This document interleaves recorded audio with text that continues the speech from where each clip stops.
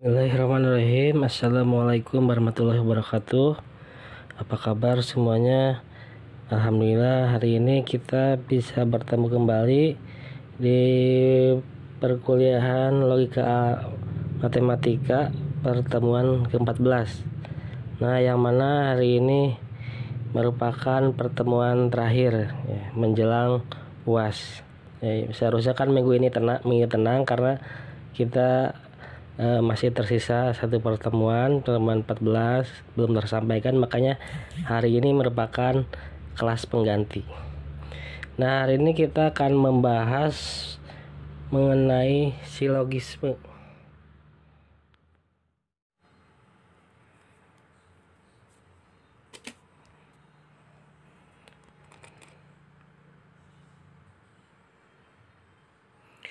Yang nama silogisme itu harus diuji apakah dia valid atau tidak, dan pengujian validitas silogisme itu mempunyai prosedur tertentu, yaitu dia harus memenuhi aturan dasar 1, 2, 3, aksioma yang jumlahnya 1, 2, 3, 4, dan 5, dan juga dalil yang jumlahnya 1, 2, dan 3. Dan di dalam prosedur pengujian validitas silogisme ini, kita harus mengujinya berurutan, dimulai dari aturan dasar 1, 2, 3, lalu kemudian aksioma 1, 2, 3, 4, dan 5, kemudian dalil 1, 2, 3. Nah, apabila terbukti salah satu pengujian tersebut dilanggar, maka kita bisa langsung mengatakan bahwa silogisme itu adalah tidak valid dan tidak perlu lagi dilanjutkan apabila kita sudah menemukan salah satu saja dari prosedur tersebut yang dilanggar. Maka kita bisa mengatakan bahwa silogisme itu tidak valid. Nah, kita selanjutnya akan melihat apa isinya aturan dasar 1, 2, dan 3, aksioma 1, 2, 3, 4, 5, dan juga dalil 1, 2, 3. Nah, aturan dasar pertama itu bunyinya adalah silogisme terdiri dari hanya 3 proposisi. Jadi hanya ada 3 proposisi di dalam silogisme. Yang kedua, tiap proposisi dirumuskan dalam salah satu bentuk proposisi tradisional A, E, I, O. Yang ketiga, tiap silogisme memuat hanya 3 term.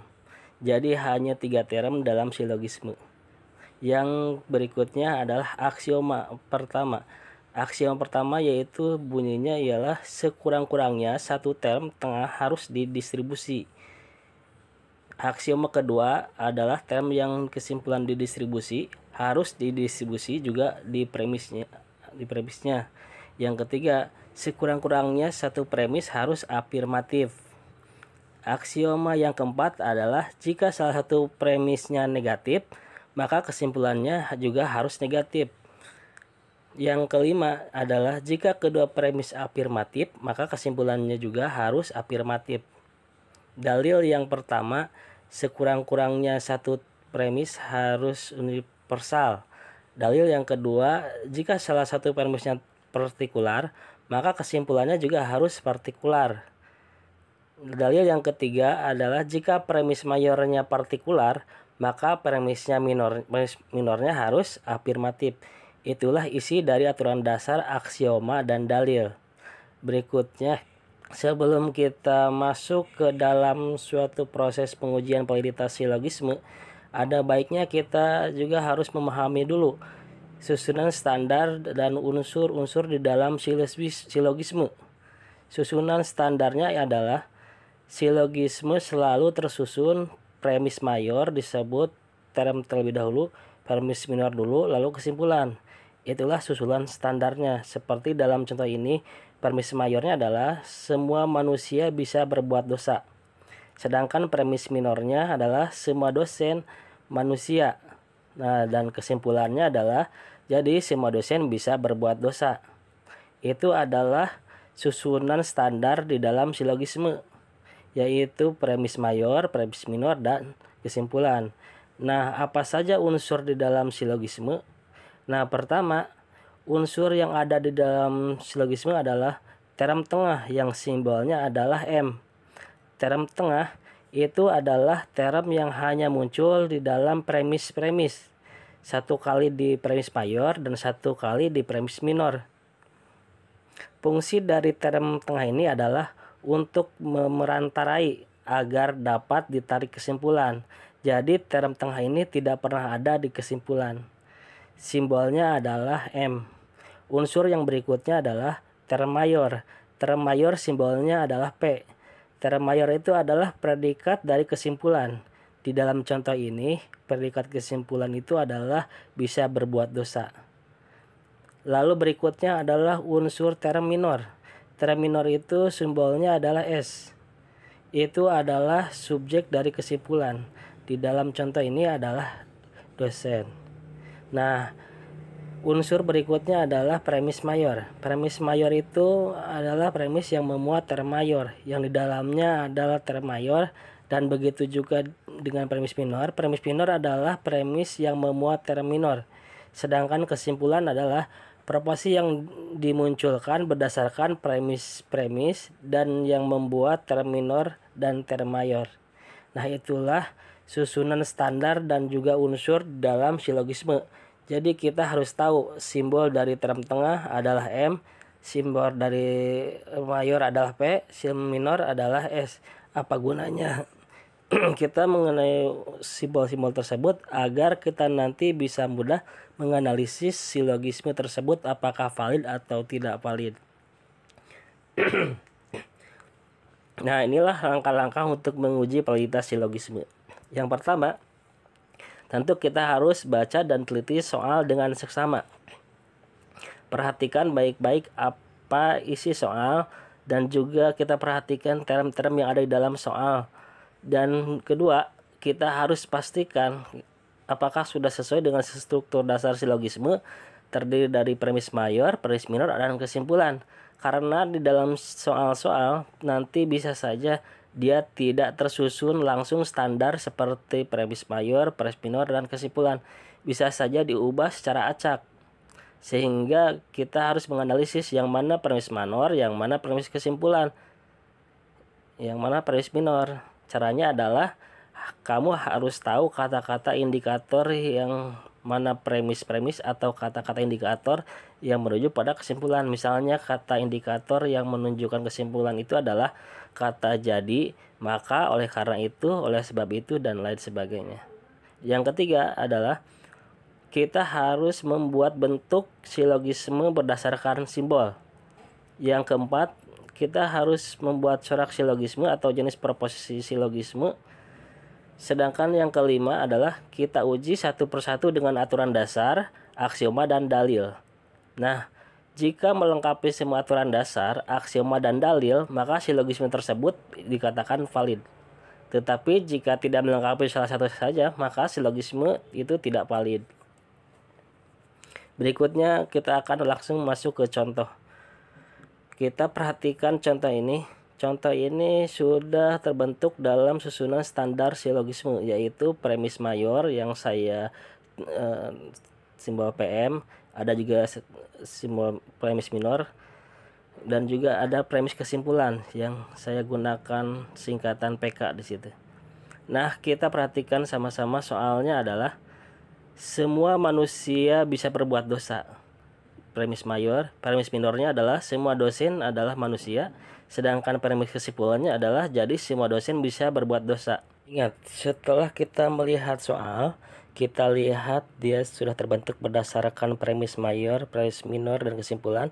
Maka langkah yang pertama kita buat adalah kita harus membuat bentuk.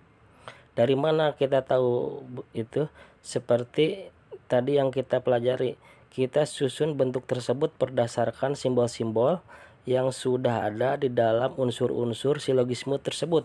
Contoh di dalam proposisi premis mayor ini, semua manusia bisa berbuat dosa. Di premis minor ada juga term dosen manusia, semua dosen manusia. Nah, kita melihat ada term yang kembar. Term yang kembar di dalam premis mayor dan premis minor itu adalah term tengah.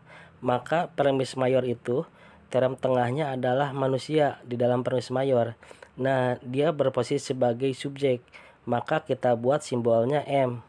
Sedangkan bisa berbuat dosa itu adalah predikat dari kesimpulan. Di dalam unsur silogisme tadi kita lihat bahwa predikat kesimpulan itu adalah term mayor, maka bentuknya adalah M dan P. Di sini M berposisi sebagai subjek dan di sini P berposisi sebagai predikat, walaupun sebenarnya P itu adalah term mayor. Jadi jangan lupa, jangan bingung nantinya antara simbol-simbol tersebut. M di sini dalam premis mayor ini sebenarnya berposisi sebagai subjek. Nah, kita lihat di dalam premis minor semua dosen manusia. Kita lihat dosen di situ, dosen sebagai subjek, manusia sebagai predikat. Manusia itu adalah term tengah. Kita membuat dia di sini menjadi M. Simbolnya adalah M, dan dosen itu adalah term minor, simbolnya adalah S, tapi dia posisi sebagai subjek, M-nya sebagai predikat. Berarti bentuknya adalah SM. Dan kesimpulan itu selalu bentuknya adalah SP. Tidak ada kesimpulan berbentuknya kebalik PS, tidak ada. Kesimpulan selalu bentuknya SP. Nah, jadi di situ semua dosen bisa berbuat dosa, itu bentuknya adalah SP. Maka setelah kita membuat bentuk dasarnya adalah MPSM-SP. MPSM-SP. Nah, kiat di dalam membuat bentuk, tips untuk membuat bentuk adalah kita paling mudah, paling gampang membuat bentuk itu mencari tahu mana yang term tengahnya itu. Nah, setelah kita tahu bentuk, maka kita membuat corak agar memudahkan kita menguji dan menganalisis apakah silogisme tersebut valid atau tidak. Nah, kita lihat premis mayor, semua manusia bisa berbuat dosa. Corak itu adalah proposisi tradisional dari premis silogisme tersebut. Nah, kita lihat semua manusia bisa berbuat dosa. Semua itu berarti universal dan afirmatif. Berarti universal afirmatif, maka itu adalah proposisi A. Premis mayor coraknya adalah A. Nah, kita lihat premis minor, semua dosen adalah manusia. Sebenarnya unsurnya seperti itu. Jadi semua dan afirmatif, berarti di situ juga coraknya adalah A. Kita lihat kesimpulannya. Semua dosen bisa berbuat dosa. Semua menunjukkan universal dan afirmatif, maka coraknya juga A. Jadi corak silogisme ini adalah A dan A. Nah, setelah kita tahu bentuk dan juga corak, barulah kita bisa menguji analisis satu persatu mulai dari aturan dasar, aksioma, sampai dengan dalil. Nah, kita lihat kembali, kita masuk ke proses berikutnya. Setelah kita buat bentuk corak, maka kita analisis satu persatu. Apa yang disebut dengan aturan dasar 1? Aturan dasar 1 bunyinya adalah silogisme terdiri hanya dari 3 proposisi. Kita lihat di sini ada premis mayor, premis minor, dan juga premis kesimpulan. Ketiga-tiganya sudah terdiri dalam bentuk proposisi dan hanya 3. Maka aturan dasar 1 terpenuhi di dalam silogisme ini. Langsung kita berangkat melanjutkan tugas kita, yaitu melihat aksioma, melihat aturan dasar kedua. Aturan dasar kedua bunyinya adalah tiap proposisi dirumuskan dalam salah satu bentuk dari proposisi tradisional. Kita sudah membuat corak dan sudah menemukan bahwa coraknya adalah A. Maka berarti kita sudah memenuhi aturan dasar kedua tersebut. Kita sudah membuat corak dari silogisme proposisi yang ada di dalam silogisme ini. Nah, apa tujuannya dari aturan dasar kedua ini? Tujuannya adalah supaya kita tahu bahwa ini adalah proposisi. Jangan sampai apa yang kita kerjakan ini adalah bukan proposisi. Proposisi itu apa? Proposisi itu adalah hubungan dua konsep. Nah, di dalam kasus ini, dalam silogisme ini, aturan dasar kedua itu terpenuhi. Sekarang kita lihat apa bunyinya aturan dasar ketiga. Aturan dasar ketiga bunyinya adalah tiap silogisme hanya memuat 3 term. Setiap silogisme hanya memuat 3 term. Kita perhatikan di dalam kasus ini premis mayor semua manusia bisa berbuat dosa. Ada term manusia, juga ada term bisa berbuat dosa. Kita lihat satu-satu. Dalam premis minor ada term dosen dan ada term manusia. Manusia di situ ada 2, yaitu term tengah kembar. Nah, di dalam premis kesimpulan ada term dosen dan ada bisa berbuat dosa. Nah, kita lihat di situ sebenarnya hanya ada 3 term, yaitu term manusia, term bisa berbuat dosa, term mayor, dan juga term minor, yaitu dosen. Tetapi di dalam silogisme ini ketiga-tiganya kembar, maka ada 6 term karena kembar, tapi dasarnya adalah 3. Jadi silogisme ini memenuhi aturan dasar ketiga sebenarnya, karena dia hanya memuat 3 term. Jadi setelah kita cek satu persatu aturan dasar 1, 2, 3, maka silogisme ini memenuhi aturan dasar 1, 2, 3.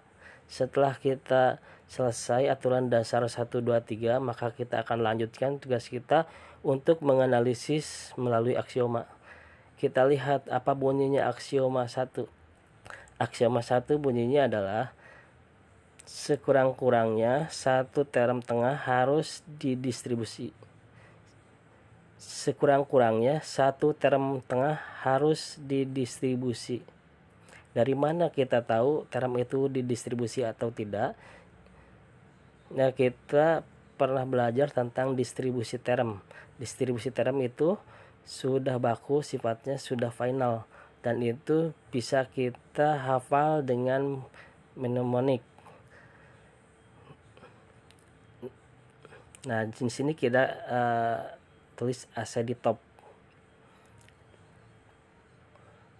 Nah, bagaimana membaca AC di top? Cara membacanya AC di top adalah proposisi A, subjek saja yang didistribusikan. Proposisi B, dua-duanya didistribusi. Posisi I, tidak ada yang didistribusikan. Posisi O, predikat saja yang didistribusi. Nah, AC di top itu adalah singkatan yang memudahkan kita untuk mengetahui di dalam setiap proposisi term mana saja yang distribusi, sehingga kita mudah untuk menganalisis. Apa yang diminta oleh aksioma 1? Sekurang-kurangnya satu term tengah distribusi. Kita cek, kita kan sudah membuat bentuknya. Bentuk dari premis mayor adalah P, bentuk dari minor ada SM. Ini cerak A, MP posisi A. Proposisi A, kita lihat AC di top. Proposisi A subjek saja yang didistribusi. Di sini M-nya berposisi sebagai subjek di dalam premis mayor, dan P-nya itu dia berposisi sebagai predikat. Berarti di sini kan sebenarnya term tengah itu sudah didistribusi. Maka M itu saya tanda kurung dalam ada D kecil, itu artinya didistribusi karena dia proposisi A. Sedangkan P-nya tidak didistribusi karena dia adalah proposisi A. Proposisi A subjek saja yang didistribusi. Nah, kita lihat di premis minor. Premis minor bentuknya adalah SM, maka subjeknya distribusi, predikatnya tidak didistribusi. Di situ kita lihat bahwa term tengah berposisi sebagai predikat, maka M-nya tidak didistribusi. Nah, tapi di premis mayor sudah ada term tengah yang didistribusi. Aksioma 1 mintanya cuma satu saja, sekurang-kurangnya satu term tengah didistribusi. Nah, di sini di dalam silogisme ini sudah ada satu term tengah yang didistribusi, maka dia memenuhi aksioma 1. Bagaimana dengan M yang lain? Ini tidak didistribusi. Ya kan yang diminta hanya satu, sekurang-kurangnya satu. Kalau dua-duanya tidak ada, maka dia tidak valid.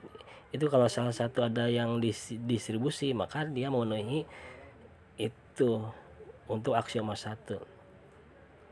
Nah, kita tahu ternyata aksioma satu terpenuhi dalam silogisme ini, kita berangkat ke aksioma kedua. Aksioma kedua cukup sulit dipahami, makanya pelan-pelan kita perhatikan.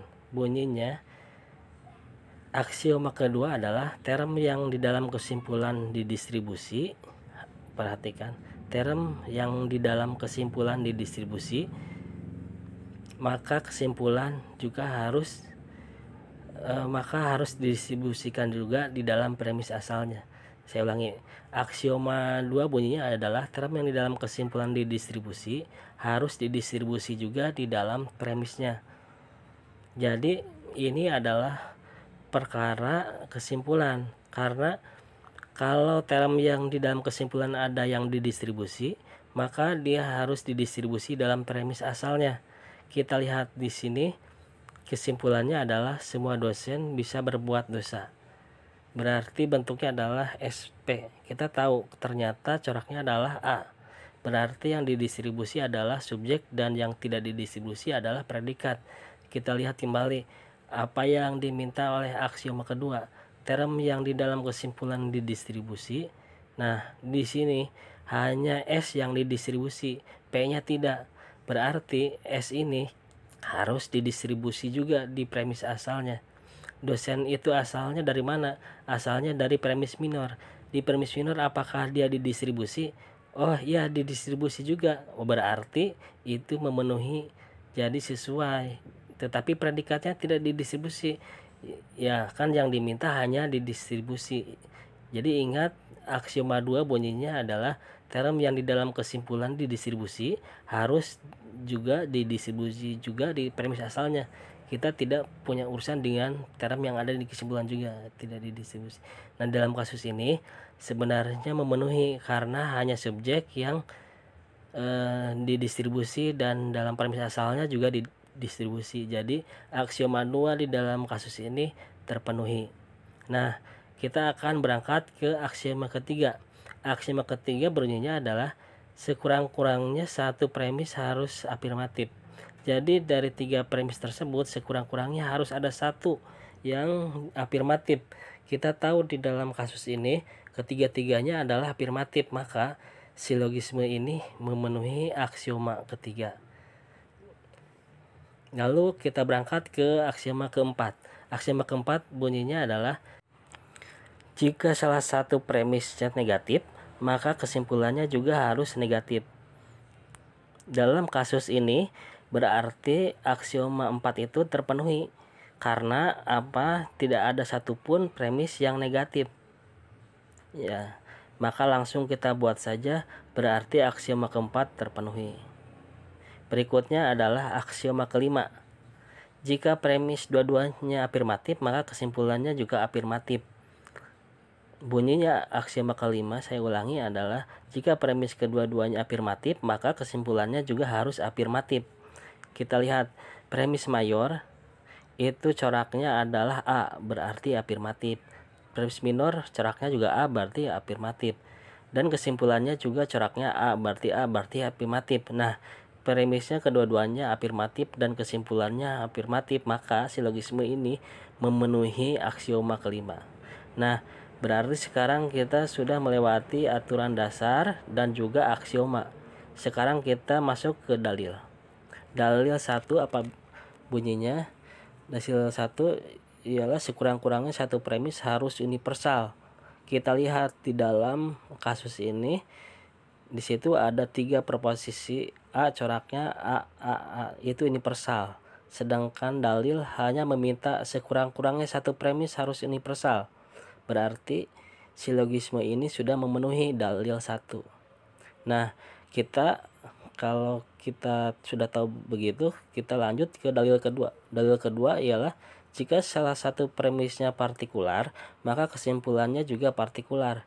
Kita lihat, ya, saya ulangi, jika salah satu premisnya partikular, maka kesimpulannya juga harus partikular. Kita lihat di sini premisnya premis mayor adalah universal dan premis minor adalah universal, tidak ada yang partikular. Berarti tidak ada urusan dengan dalil kedua, berarti langsung memenuhi dalil kedua. Silogisme ini langsung memenuhi dalil kedua. Nah, kita masuk ke dalam dalil ketiga. Dalil ketiga bunyinya adalah jika premis mayor partikular, maka premis minornya harus afirmatif. Kita perhatikan sekali lagi, jika premis mayornya partikular, maka premis minornya harus afirmatif. Kita lihat dalam kasus ini, premis mayornya adalah universal, berarti dia memenuhi karena tidak ada urusan. Yang diminta oleh dalil 3 adalah kalau premis mayornya partikular, sedangkan di sini premis mayornya universal. Nah, berarti dalil 3 di dalam silogisme ini terpenuhi. Maka setelah kita tahu semuanya di dalam silogisme ini, aturan dasar 1, 2, 3, aksioma 1, 2, 3, 4, 5, dan dalil 1, 2, 3 itu terpenuhi. Jadi langsung kita tarik kesimpulan. Silogisme ini adalah valid karena melengkapi semua aturan dasar, aksioma, dan dalil. Nah, itulah silogisme baru dapat dikatakan valid. Itu contoh yang pertama untuk menguji validitas silogisme. Berikutnya akan masuk ke dalam contoh kedua. Contoh kedua di sini kita lihat ada premis mayor. Itu bunyinya adalah semua mahasiswa logika adalah orang terpelajar. Premis minornya bunyinya adalah beberapa orang terpelajar suka matematika. Dalam perimus kesimpulannya, jadi beberapa yang suka matematika adalah mahasiswa logika. Ingat sekali lagi, kita perhatikan dulu soalnya. Lalu langkah berikutnya adalah kita langsung membuat bentuk. Nah, cara gampang kiat yang paling gampang untuk membuat bentuk adalah kita pertama-tama identifikasi terlebih dahulu mana term tengahnya. Term tengah itu adalah term yang paling gampang ditemukan karena dia hanya ada di premis-premis dan tidak ada di kesimpulan. Dia hanya ada satu di premis mayor, ada satu di premis minor. Berarti dia adalah term kembar di dalam premis mayor dan di dalam premis minor. Dalam kasus ini, term tengahnya adalah orang terpelajar. Kita lihat premis mayor, semua mahasiswa adalah orang terpelajar. Orang terpelajar di sini adalah term tengah, simbolnya adalah M. Begitu. Nah, tetapi dia berposisi sebagai predikat. Sedangkan mahasiswa logika itu adalah term mayor, dia posisi sebagai subjek. Nah, tapi simbolnya adalah P, maka bentuknya adalah PM. Premis mayor bentuknya adalah PM. Nah, berikutnya kita lihat bentuk dari premis minor. Premis minor, beberapa orang terpelajar suka matematika. Orang terpelajar tadi kita sudah ketahui itu adalah term tengah. Berarti dia simbolnya adalah M, hanya saja dia berposisi sebagai subjek. Dan suka matematika itu adalah term minor, simbolnya adalah S. Hanya saja di dalam premis minor dia posisi sebagai predikat. Maka bentuknya adalah MS. Jadi bentuk premis mayor dan premis minor adalah PM, MS, sedangkan kesimpulan selalu SP. Jadi bentuk semuanya adalah PM, MS, SP. Nah, setelah kita membuat bentuk, kita langsung membuat corak. Supaya lebih cepat, kita akan langsung lihat premis mayor coraknya apa. Semua mahasiswa logika adalah orang terpelajar. Semua berarti universal, adalah berarti afirmatif, maka coraknya adalah universal afirmatif, berarti preposisinya A. Kita lihat kalau dari premis minor bunyinya adalah beberapa orang terpelajar suka matematika. Beberapa partikular, berarti partikular afirmatif. Partikular afirmatif adalah preposisi. Kesimpulan kita lihat, jadi beberapa yang suka matematika adalah mahasiswa logika. Beberapa adalah partikular. Ada kumpulannya berarti posisi. Maka corak di dalam silogisme ini adalah AII. Setelah kita mengetahui bentuk PM, MS, SP dan coraknya AII, maka Itu akan memudahkan kita untuk mencari tahu analisis berikutnya. Tetapi saya sarankan buat kalian di dalam proses pengerjaan kalau sudah menemukan bentuk dan corak, kita bisa mencari tahu dalam corak tersebut term mana yang distribusi. Seperti dalam contoh ini sudah saya beli tanda kurung, misal premis minor itu proporsi A.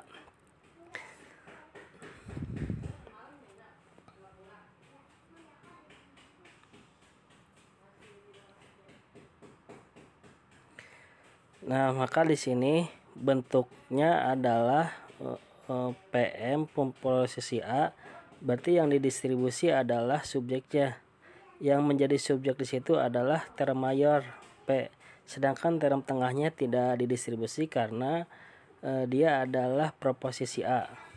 Kita lihat di dalam premis minor itu M-nya tidak didistribusi dan juga S-nya tidak didistribusi karena dia itu proposisi I. Jadi untuk posisi I kedua termnya tidak didistribusi. Kita lihat kesimpulan coraknya I. Kita tahu I itu tidak ada yang didistribusi, maka S dan P tidak ada yang distribusi di sini. Apa gunanya mengetahui itu semua? Supaya kita lebih cepat dan gampang untuk menganalisis aturan dasar dan aksioma itu. Nah, setelah kita mengetahui bentuk dan corak dan juga distribusi termnya, maka kita langsung masuk ke dalam uji validitas pertama, yaitu aturan dasar 1. Aturan dasar 1 bunyinya adalah sekurang-kurangnya satu premis harus universal. Aturan dasar 1 bunyinya adalah silogisme terdiri atas hanya 3 proposisi. Nah, kita sudah melihat ada premis mayor, premis minor, ada premis kesimpulan. Masa kita langsung tahu ini sudah memenuhi aturan dasar 1. Nah, aturan dasar kedua adalah tiap proposisi dirumuskan dalam salah satu bentuk dari proposisi tradisional, yaitu A, E, I, O. Kita sudah bisa membuat bentuk A, I, I. Kita sudah membuat corak A, I, I, maka kita sudah tahu bahwa ini silogisme ini sudah memenuhi aturan dasar kedua karena bisa dirumuskan dalam bentuk corak proposisi. Nah, kita perhatikan setelah kita selesai di aturan dasar 1 dan kedua, kita masuk ke aturan dasar ketiga. Nah, sebenarnya dalam aturan dasar ketiga yang paling penting aturan dasar ketiga karena banyak terjadi, bisa 4 term yang muncul. Nanti ya akan ada contohnya ya. Nah, di sini kita lihat bunyinya aturan dasar ketiga itu setiap silogisme memuat hanya 3 term. Kita lihat premis mayor, ada term mahasiswa. Logika, ada term orang pelajar sebagai term tengah. Nah, kita lihat juga di premis tengah ada orang terpelajar sebagai term tengah. Ada suka matematika sebagai term minor. Dan di kesimpulan ada term suka matematika sebagai subjek dari kesimpulan. Dan juga adalah mahasiswa logika sebagai predikat dari kesimpulan. Nah, kita melihat tidak ada lebih dari 3 term di situ, hanya ada 3 term tapi kembar. Term tengah, term minor, dan term mayor. Itu ada semuanya di situ dan tidak ada yang bias. Nah, maka aturan dasar ketiga terpenuhi di dalam silogisme ini. Nah, kita masuk ke aksioma. Aksioma 1, 2, 3, 4, dan 5. Nah, aksioma pertama bunyinya adalah sekurang-kurangnya satu term tengah harus didistribusi. Nah, sekurang-kurangnya satu term tengah harus didistribusi. Sekali lagi saya ulangi, aksioma pertama berbunyi sekurang-kurangnya satu term tengah harus didistribusi. Nah, coba perhatikan dari mana kita tahu apakah didistribusi atau tidak? Dari bentuk dan corak. Nah, bentuknya adalah PM, MS, dan SP, sedangkan coraknya A, I, I. Bentuk PM itu dicorak A, berarti subjek yang distribusi, predikatnya tidak didistribusi. DTD itu term tengahnya tidak didistribusi dalam posisi A. Kita lihat di dalam proposisi premis minor. MS bentuknya MS dan coraknya I. Nah, kita tahu dalam posisi I, subjek dan predikat itu tidak ada yang didistribusi. Nah, di sini M sebagai subjek, term tengah berarti tidak didistribusi. Nah, baik di premis mayor maupun premis minor, term tengah tidak didistribusi. Itu berarti tidak memenuhi permintaan dari aksioma pertama, maka silogisme ini tidak valid, atau dengan kata lain argumen ini tidak valid sebenarnya karena dia tidak memenuhi aksioma pertama. Nah, bunyinya apa? Sekurang-kurangnya satu term harus terdistribusi. Nah, kalau kita sudah menemukan satu saja yang dilanggar dalam uji validitas silogisme, maka kita langsung katakan bahwa silogisme ini tidak valid. Maka kita bisa langsung tarik kesimpulan. Jadi aksioma ini tidak valid. Ya. Nah, kalau sudah memenuhi satu tidak terpenuhi, berarti tidak valid dan kita tidak perlu melanjutkan ke berikutnya, ke aksioma 2, 3, 4, dan 5. Karena kita sudah tahu bahwa silogisme ini adalah tidak valid. Nah, berikutnya kita akan masuk ke contoh satu lagi. Nah, kita lihat di dalam contoh berikut, premis mayornya adalah semua ahli ekonomi berpikir rasional. Semua premis minornya adalah semua ahli ekonomi adalah pintar. Nah, premis kesimpulannya adalah jadi beberapa manusia rasional adalah pintar.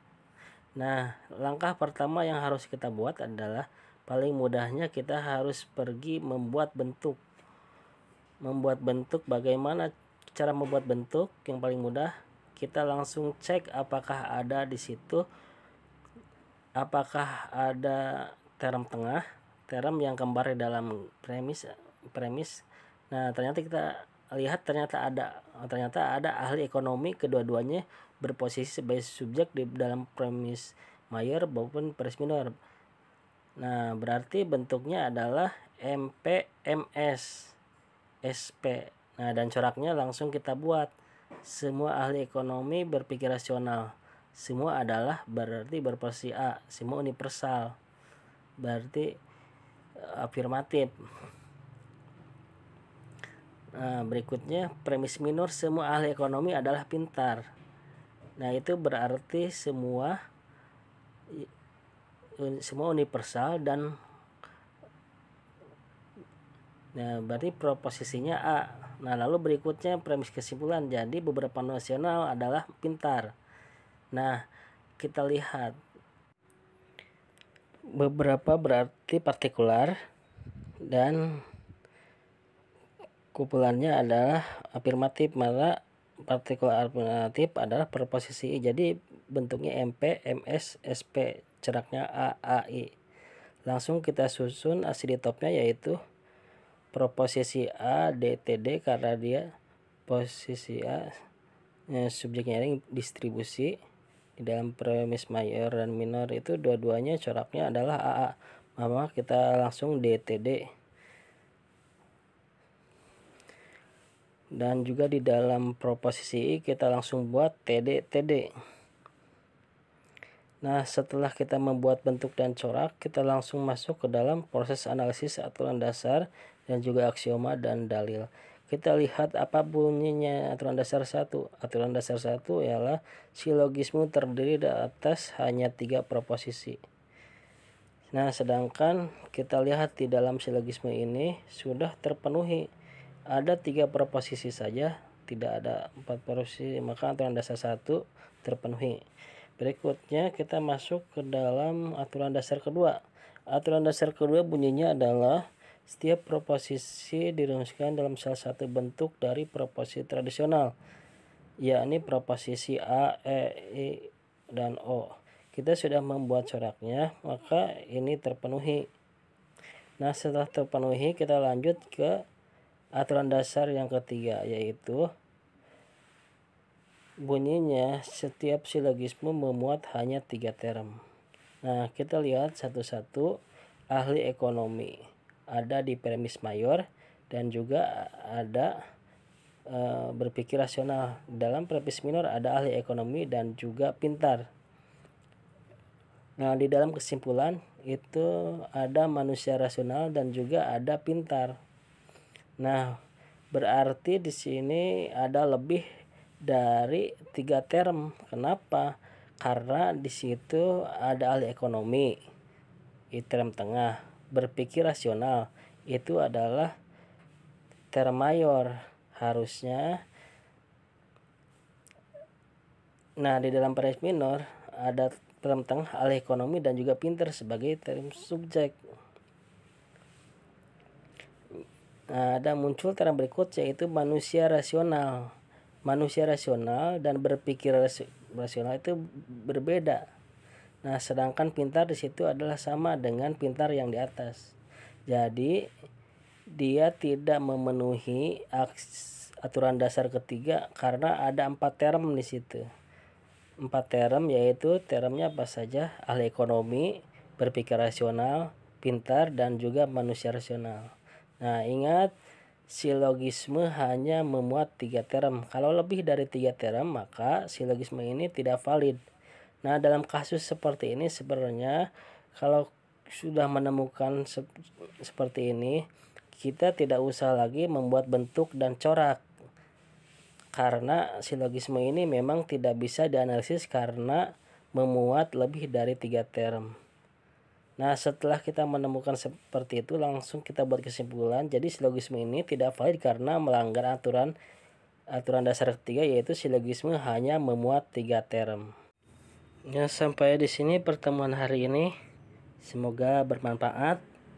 Mohon maaf kalau ada kesalahan dan kekurangan. Sampai ketemu lagi di UAS ya, di pertemuan terakhir yaitu UAS. Ya, sekian. Wassalamualaikum.